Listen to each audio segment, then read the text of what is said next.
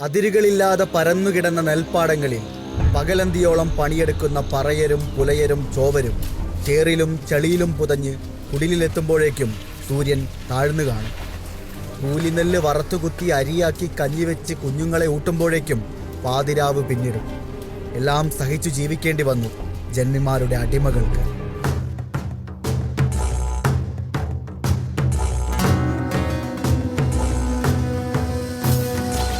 കൂലി ചോദിച്ചാൽ ആണിനെ മരത്തിൽ കെട്ടിത്തല്ലും, പെണ്ണിനെ ബലാത്സംഗം ചെയ്യും.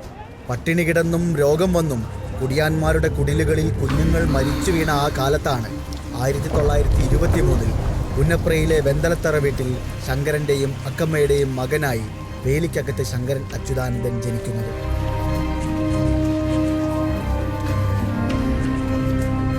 ജന്മിത്വ ക്രൂരതകളുടെ തിരുവിതാംകൂർ കഥകൾ കേട്ട് വളർന്ന അച്യുതാനന്ദൻ സകല അനീതികളോടും കലഹിച്ചും സമരം ചെയ്തും വളർന്നു. അടിയാളരുടെ ചോരയും വിയർപ്പുമുറ്റി കുതിർന്ന പാടശേഖരങ്ങളിൽ വൈകാതെ കമ്മ്യൂണിസ്റ്റ് സമരങ്ങളുടെ തീക്കാറ്റ് വീശി. പാടവരമ്പുകളിൽ ചെങ്കൊടിക്കമ്പുകൾ ആഴ്ന്നിറങ്ങി.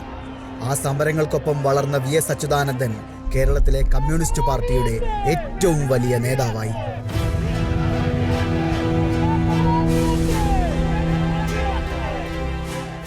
ഇടത് ധൈഷണികരുടെ വടിവത്ത ഭാഷ VSന് വശമുണ്ടായിരുന്നില്ല.